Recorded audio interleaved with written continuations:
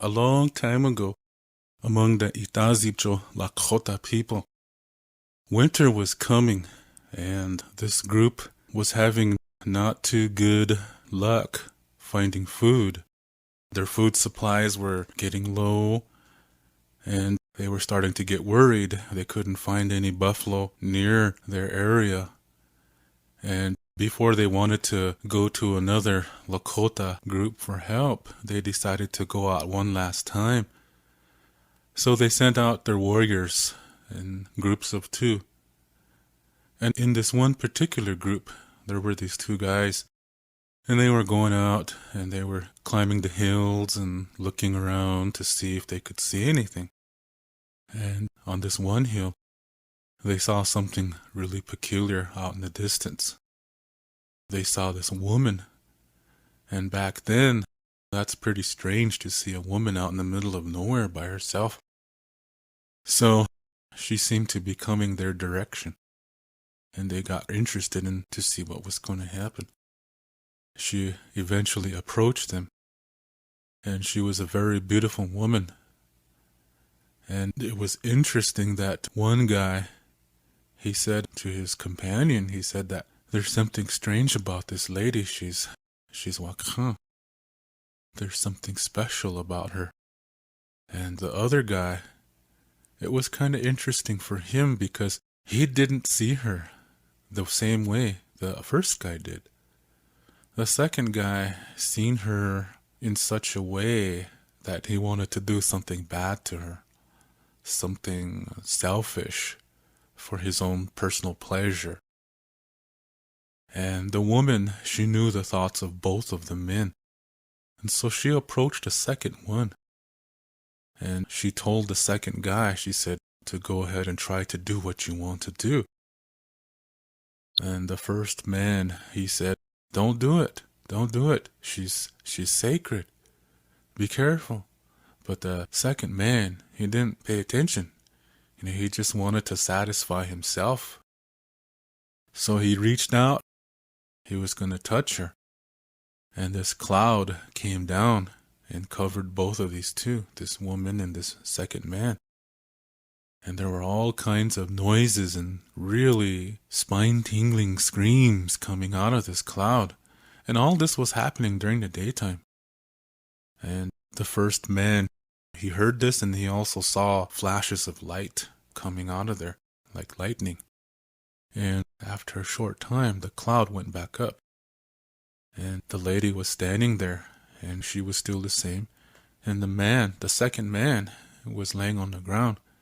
But the only thing was that he was all a skeleton. But it was interesting that his hair was still attached. It was still the way it was when he was alive.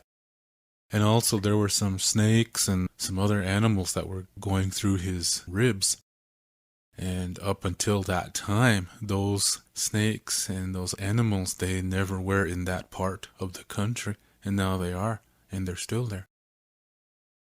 So the lady approached the first man, and the first man, he was scared, but he wasn't scared like she was a monster or anything. He already knew that this lady was sacred, and so he wanted to show only respect. And this lady knew that, and so she told him that he was walking on the red road.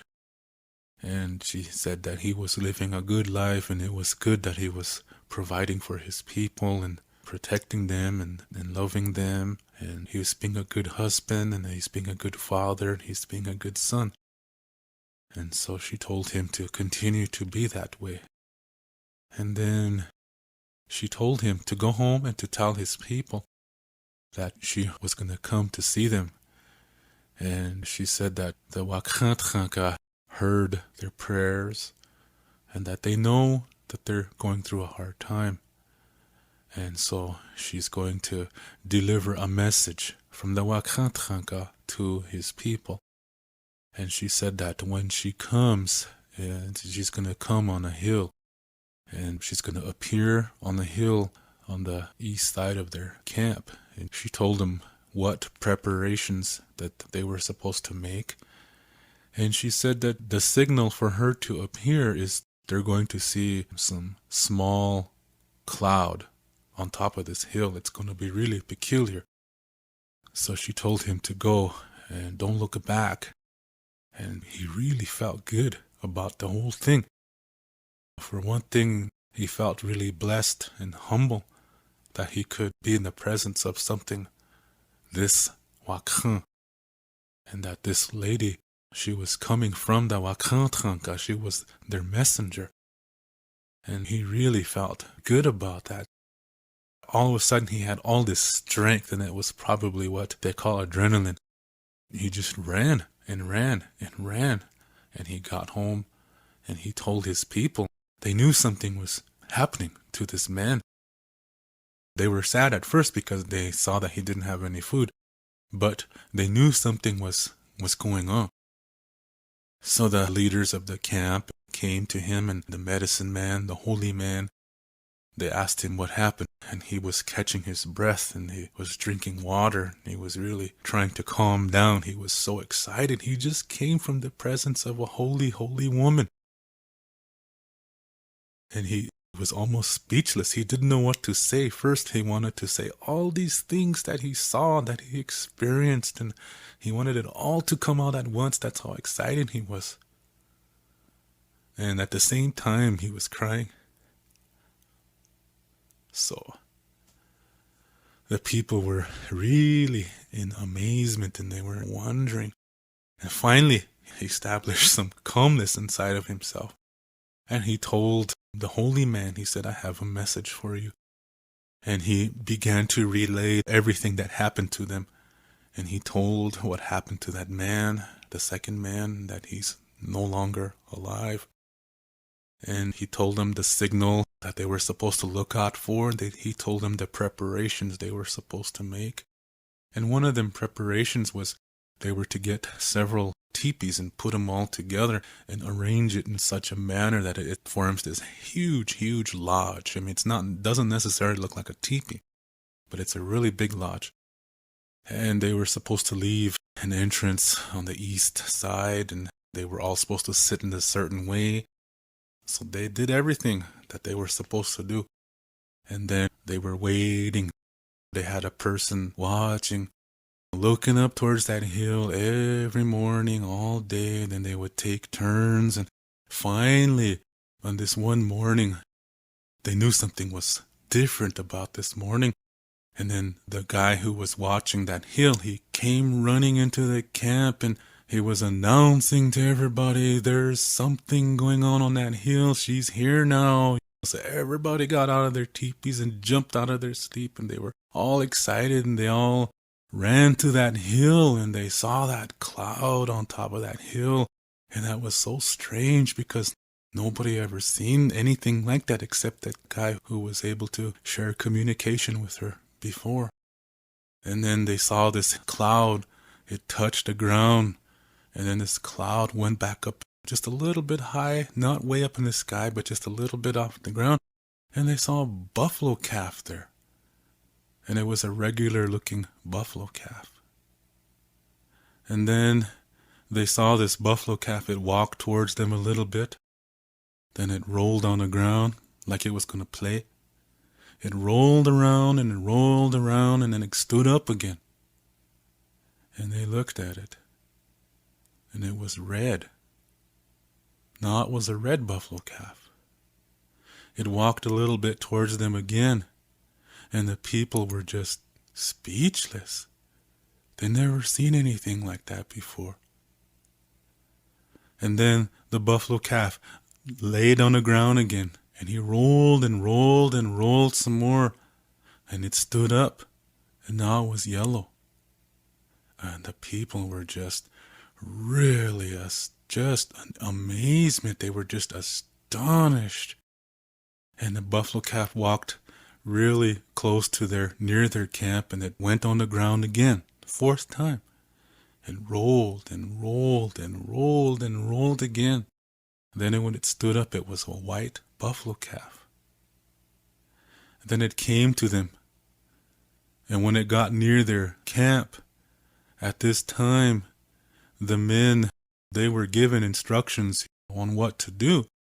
So the men, at this point, they all looked down and they closed their eyes.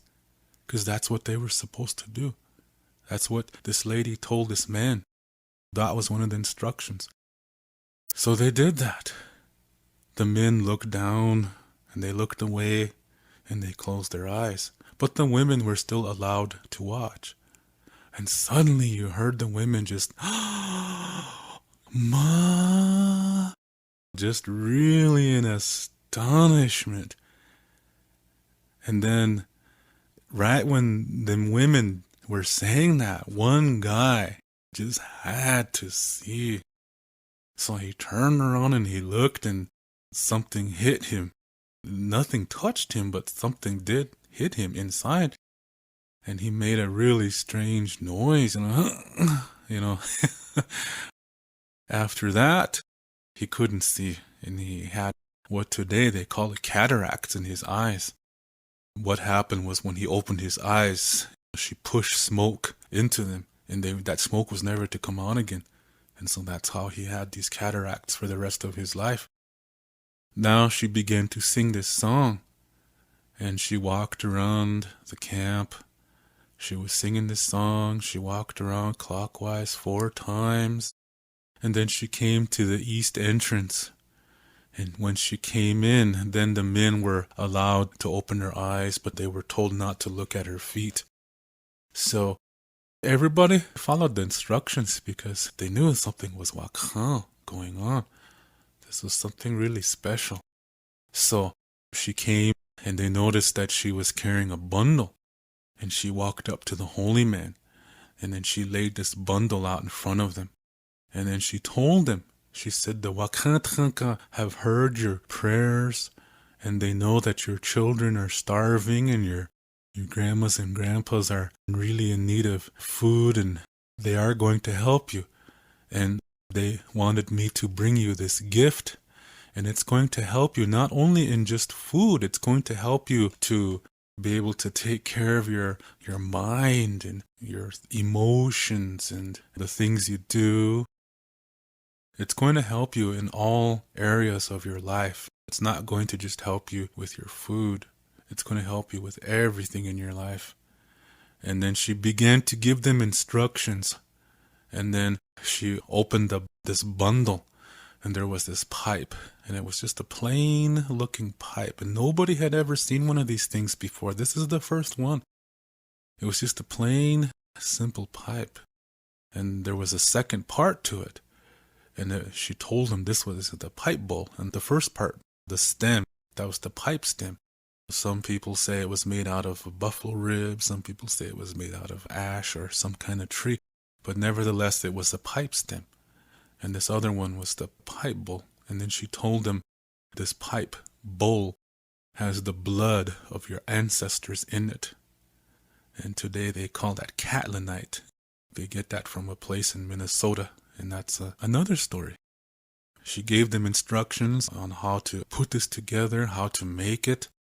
And she said that all the men that were good men could do this. She said that when you do something in front of a pipe, you have to tell the truth. You can't be making things up and telling lies and things like that. You have to be honest and really truthful when you're in front of a pipe. And she said it's going to be hard to live, but it's going to be worth it. And she said it's not a status symbol. It's not something that makes you better than other men. It just means you're humble. And your communication is between you and the Wakantranka. You're not supposed to put on a show in front of everybody. And she told them, when you carry a pipe, don't tell anybody that you do that. Don't say that. Don't brag about it. Because if you do that, that Trunkashilapi, the original spirits, are not going to like that. So be humble. Be responsible. Don't be showing off. Don't be telling people you're a pipe carrier. And then she turned to the women and she said, you women, you have a sacred thing that is always happening in your body. And for that reason, these men need these things to be in balance with you. So you don't have to carry a pipe until you pass the menopause, when your menstruation stops. After that, she said you can carry a pipe. But before that, no, that's for the men. And then she talked with the people. She stayed with them for 40 days. And she really was loved by these people. She's also known as Wochbe. Now, one of the instructions that she gave was when the pipe stem and the pipe bowl are put together, when they smoke the pipe, that everything in the universe comes together. Everything. The pipe stem represents the plants. The pipe bowl represents the four-legged. And then the feathers represents the winged. And we are the two-legged. These are the four groups of the Wamakhanshkan. All creation is Wamakhanshkan. So when the pipe is assembled, and when it's smoked, all creation is uniting, creating this frequency. And then when they smoke, that smoke is going up in the air, carrying the prayers of the people. Wochbe told him she would take that prayer in the smoke to the Wakantranka. Now, she also told him that when they are doing their ceremonies, she can come to them through the smoke. When they burn sage, she said she can come to them and also to take the prayers to the Wakantranka. So, she has this association with the purifying smoke of sage and the tobacco that's burned in the pipe. And she told them lots of things about the pipe. She told them that the pipe could represent a marriage, like the stem could represent a man, and the pipe bowl could represent a woman. Each piece by themselves is its own identity. That's how a relationship should be. A man should have his own identity, and so should a woman. And then there's times when you put the pipe bowl and the pipe stem together, and then you come together like that. And one is not better than the other. They both come together and form something new and special. That's our marriage. And she said that's how it is for a Lakota marriage too. The man and woman, when they come together like that, they go into a new dimension into their lives. And it's like being a pipe. When the white buffalo calf woman came to the Itazipco Lakota people, they already had some of the Lakota ceremonies already established. Now there are 7 major Lakota ceremonies altogether, and when she came there were already 4 of them. And she told the people that they were going to receive some more from different parts of the Lakota, Dakota, Nakota people. And along with this pipe there was this circular stone, and it had 7 circles drawn on it, and that's what she told them, that the pipe is supposed to be used in all 7 ceremonies. In the Lakota culture, there's this saying, it's okay to cry, but don't cry too much. It's okay to laugh, but don't laugh too much. It's okay to be happy. But if you force yourself to be happy, if you're always thinking positive, you're going to get sick, and you might die. And the same thing is true about being negative. You might die from that too. You can make yourself sick. And so you have to find a balance between the happiness and the sadness and the anger and the fear. You have to find a balance between those 4. And it's okay to be happy sometimes. It's okay to be sad sometimes. And then you process these emotions. It's good to appreciate blessings, and sometimes you have to go through pain in your life, but you will come out of it. As long as you take care of yourself, you'll come out of it, and your life will be in balance. So you're going to go through good times and you're going to go through bad times. Just don't try to stay on one side. And some people, it takes them a lifetime to understand that. When you are a pipe carrier, you're going to spend the rest of your life learning what that means, what that pipe means. You're not going to learn all of it in a short period of time. I have heard men in their 90s say to me that they have just now begun to understand what that pipe means. That's the way it is. That's exactly the way it is. She also told them that everyone is made up of 4 parts. One part being the body, another part being the soul, another part being the mind, and also the 4th part being emotions. And she said that when we take care of these 4 parts as best as we can, we build ourselves into a healthy person by beginning from within ourselves. Each of these 4 parts is connected to each other. So if we neglect one part, eventually the other 3 are going to become sick too.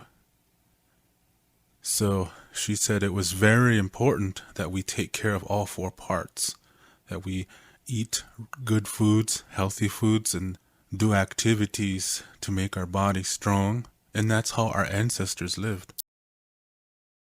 And she told us to take care of ourselves spiritually and to be able to process our thoughts and our feelings.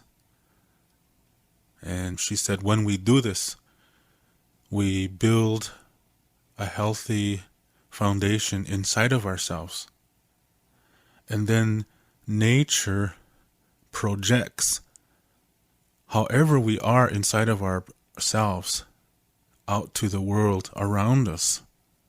So when we take care of the 4 parts, we build an inner peace, and then nature projects that around outside of us.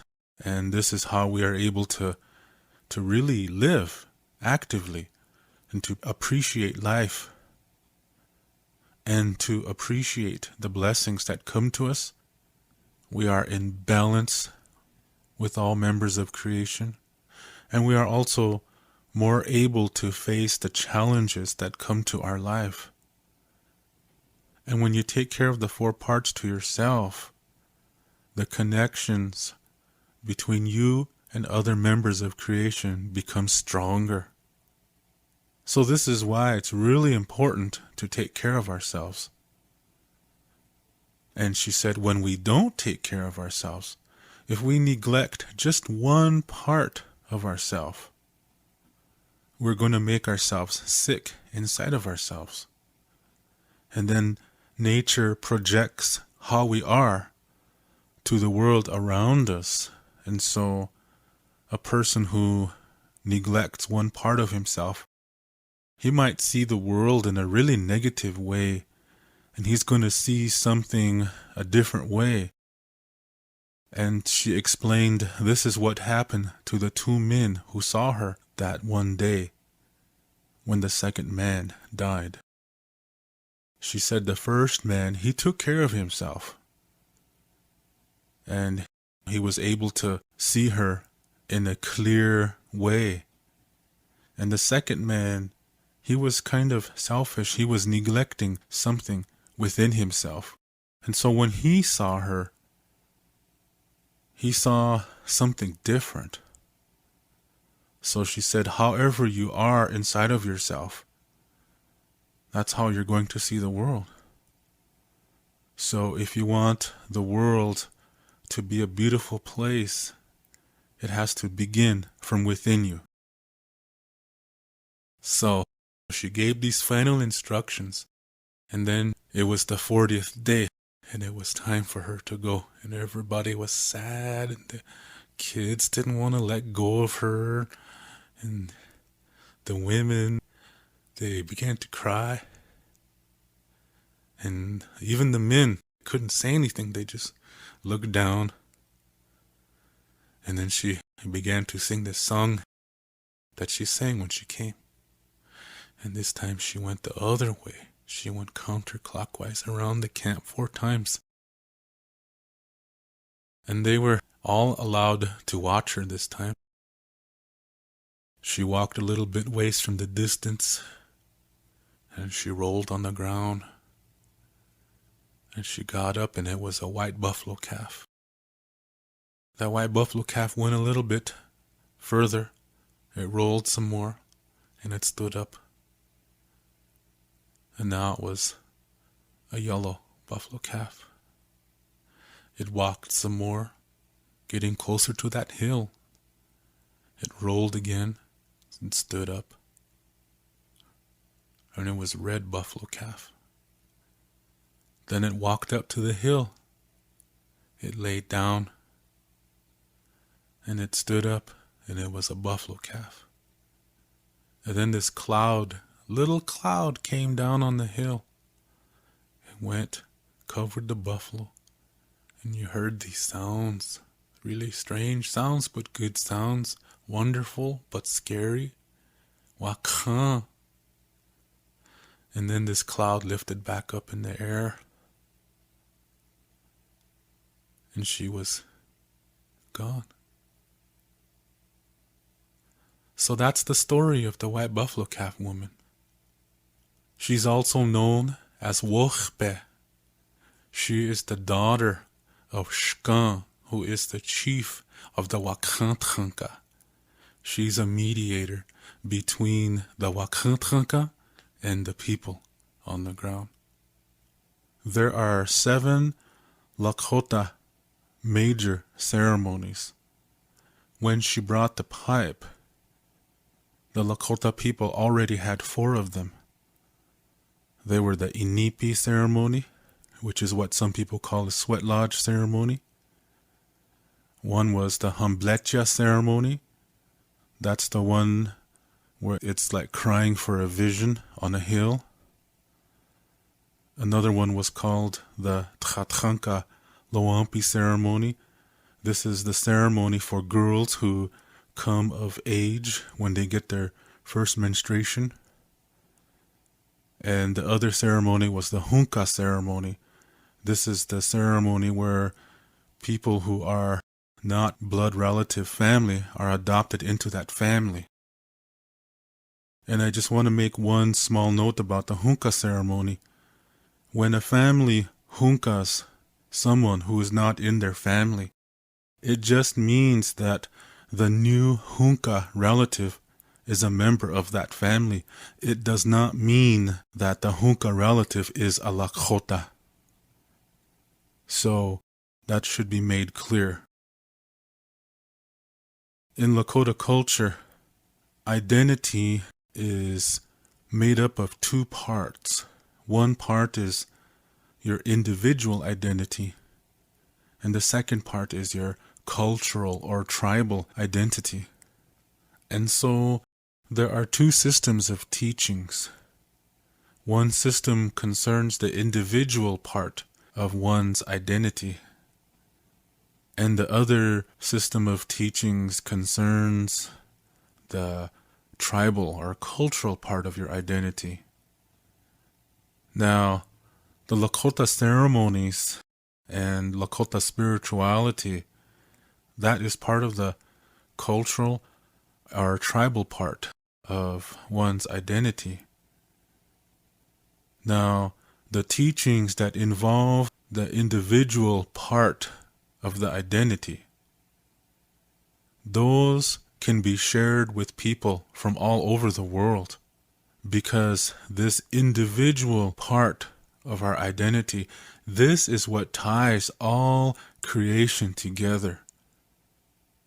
But since the ceremonies involve the cultural or tribal part of one's identity, the Lakota ceremonies are only meant for Lakota people, and the teachings from the ceremonies are only meant for Lakota people. One expression that you hear a lot in Lakota culture is Mitakuyepi. That means all my relations, or we are all related. And what connects us to each other is that individual part of ourself. So that this is why the teachings that involve the individual part of one's identity can be shared with other nations. So Mitakuyepi, that does not mean that we can share our ceremonies with all people. That's not what it means.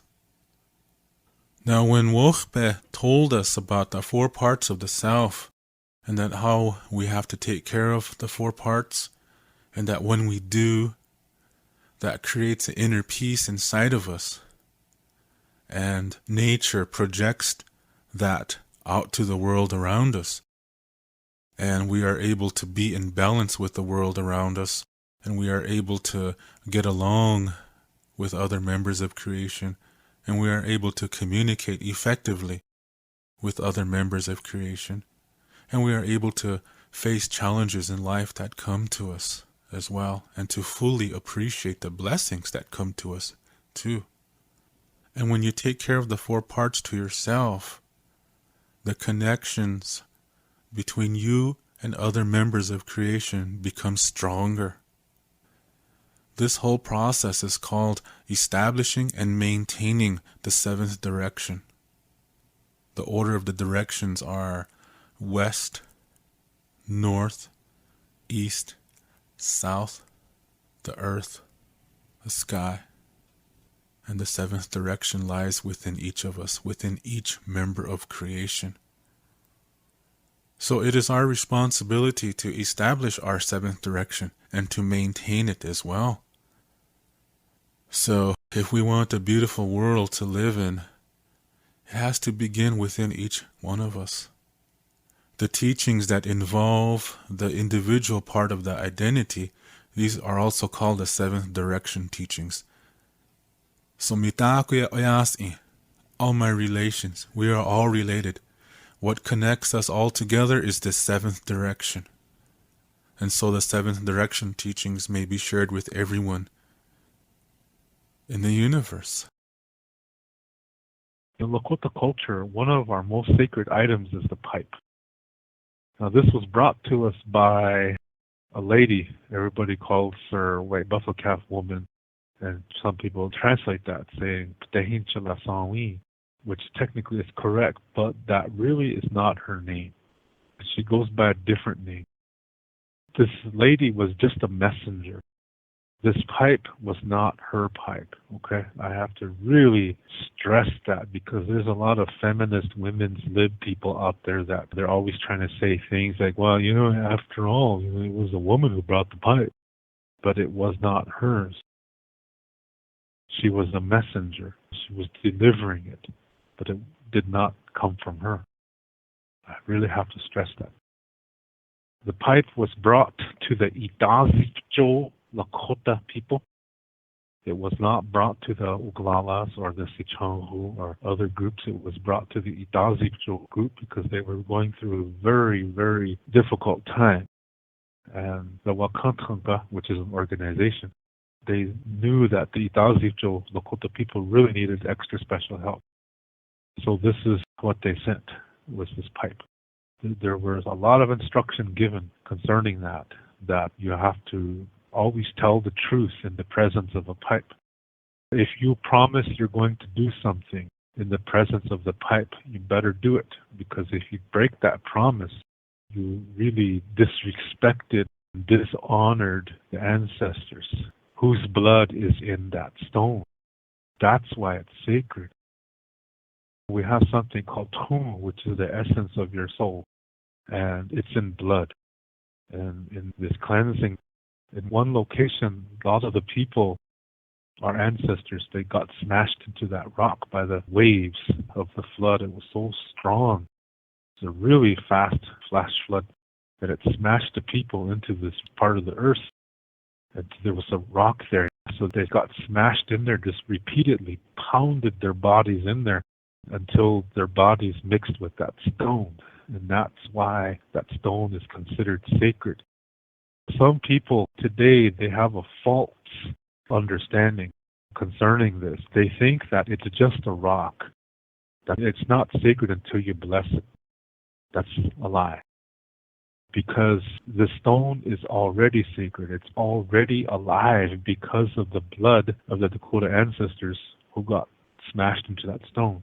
Tu, that's what it's called, the essence of the soul. Tu is always awake.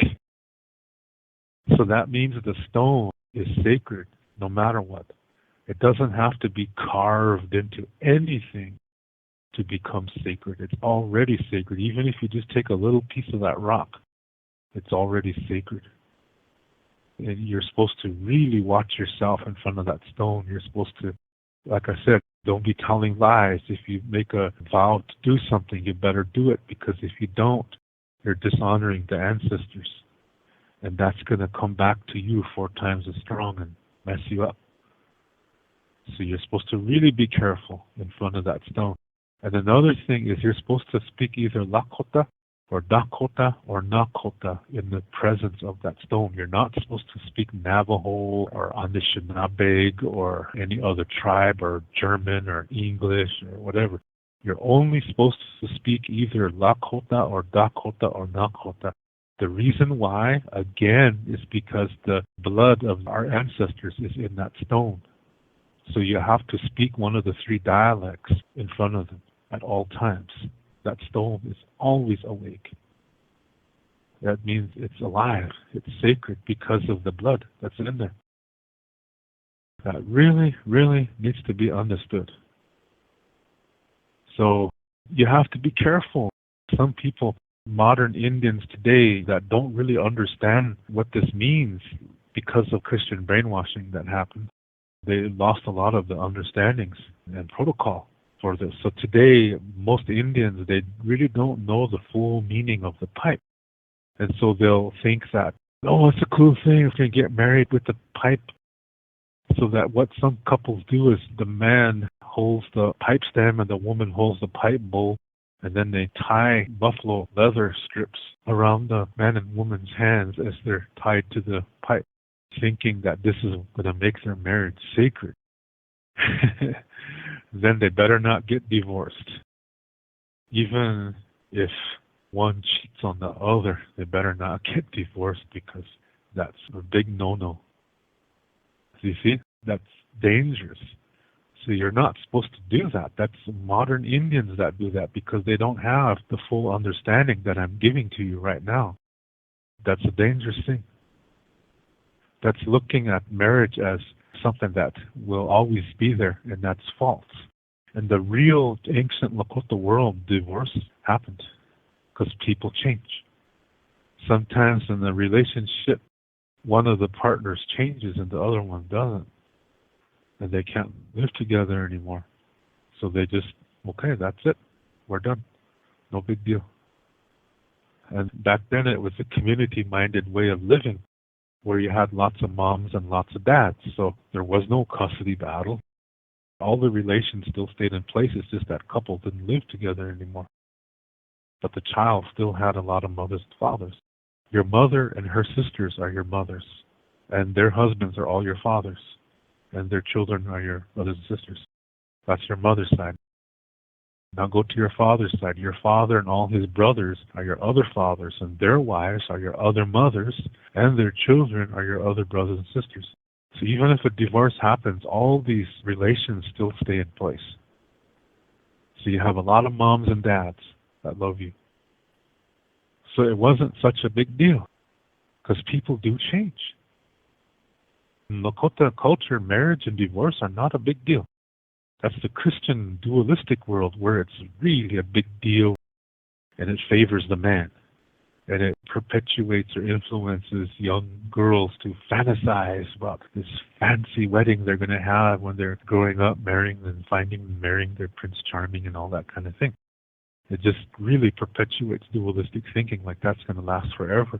But the fact is, sometimes things change, and you have to move on. You have to move apart. Otherwise, that's going to hurt the kids, because if you stay together, that tension's going to be there, and the kids are going to feel it, and they're going to get emotionally stunted because of that. So it's best to part. So for the sake of the children, it's just the reverse of what Christianity says. Getting married with a pipe is a big no-no. You should not do that because that's not what it was designed for. That's modern Indians who think like that. Anyway, it's a very sacred item. And to take it out, there's a song for that. To put it together, there's a song for that. To put the tobacco in the pipe, there's a song for that.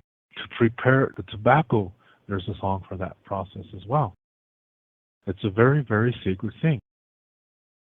And you shouldn't have one unless you can speak one of the three dialects. Lakota, Dakota, and Nakota. You're not supposed to be speaking English in front of that. Some people say, well, as long as it comes from your heart. No. That's not good enough. See, Lakota, Dakota, and Nakota, these words create certain frequencies that have to be there when you're working with a pipe. That's why you only speak one of those three dialects. That's the reason why. It's very sacred. So you don't speak English in front of it. And you don't tell anybody that you have it because it's sacred.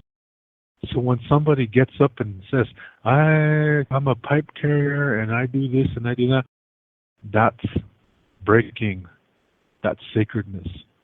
Because a man who does that is being prideful. And he's breaking that virtue called humility. Wahwala. He's breaking that. He's not being humble. You never tell anybody that you have a pipe. Because that's a sacred thing. So you don't go on Facebook and put your name and then in parentheses put pipe carrier sundancer. When you do that, you're making those things common and you're showing off. You're not being humble. Nobody needs to know those things.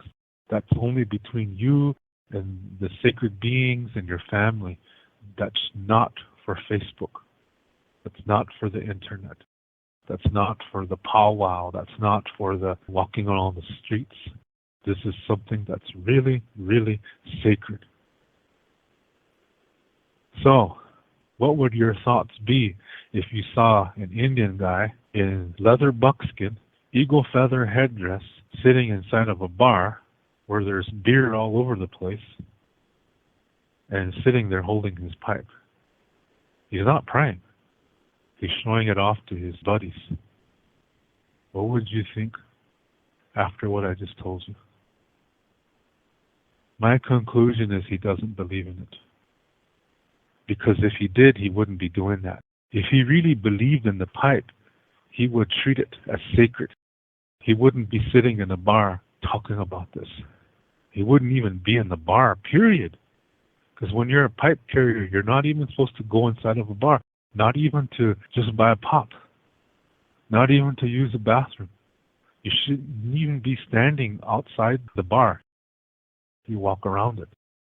But you don't stay there. Because that's a lot of unhealthy energy in that area. And you don't want to shame the ancestors and dishonor them by bringing the pipe there. So when I saw a picture like this, to me the guy was dishonoring the ancestors. This guy was a Dakota Indian that I just described. When I saw the pictures, it showed to me that he doesn't believe in it. He's just showing off. He likes being in the spotlight. This is breaking the law of wahwala, as well as compassion for the ancestors. He's dishonoring the ancestors by doing that. And he's probably one of those kind of guys that says, oh, it's just a rock. It has to be blessed by a medicine man. Then it's sacred. That's bullshit. It's already sacred. Because the blood of the ancestors is in that stone. It's always alive. So I saw that. It just disgusted me when I saw that photo. It wasn't even a cool picture at all. I think the person who took that picture thought they were really being cool. But it was not cool. Not at all. It was a gross disrespect for the ancestors. And that's a very, very, very bad communication that's going to come back to him 4 times as strong. In Lakota way, when you send out communication, that comes back to you 4 times as strong. That's a natural law of generosity. I just want people to be aware of that. People who think that having a pipe is like getting a Bible. It's not the same thing. And it's not something we should treat lightly. What a lot of people do is they look at it from their perspective. And that's where you show the greatest disrespect, because you're not looking at it from the ancestral perspective. It's not right to sell the pipe. I met a guy before, he's a non-Indian, and he said that he sells pipes, but he says he doesn't just sell it to anybody. He says he wants to get to know the person, so he knows the pipe is going into a respectful person. He says that if he didn't do that, he said this customer would most likely buy the pipe from anybody. From the customer's perspective, it doesn't matter as long as they buy one. So this guy that I was talking to, the seller, he said, well, the customer's going to buy it no matter what. And he said, I'd rather that they buy it from a good seller. And I still didn't agree. I said that the bottom line to me is that you're making money. Your argument is weak, I said, because you're still selling the ancestors into slavery. It doesn't matter if you're saying, well, I want to make sure that they get a good owner. It doesn't matter. You're still selling them into slavery. It's the same thing. So your reasoning is still selfish, and that doesn't sit well with me. But hey, you send it out, it's going to come back to you. You send out that kind of unhealthy energy, it's going to come back to you 4 times as strong. To learn more about Lakota spirituality, I have written a book called Wichocha Otechike. This book also includes Lakota Star Knowledge information. All the videos that I make, which are about Lakota spirituality, Lakota Star Knowledge, and cultural information, are based on this book. This book costs 99 American dollars, and this price includes the shipping cost as well as a tracking number.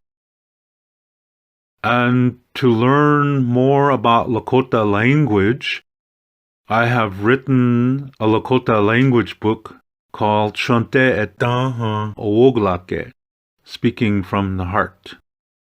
And all my Lakota language videos are based on this book. This book cost 119 American dollars, and this price includes the shipping cost as well as a tracking number. I also teach online, and I give spiritual consultations as well. The price for these sessions are 35 American dollars an hour. If you are interested in any of my services and products, you can send payment via PayPal to my email address, which is hehaka7@yahoo.com. That's HEHAKA, the number 7@yahoo.com. And also include your shipping address and your email address when you send your payment. Lila Pilamayelo, thank you very much.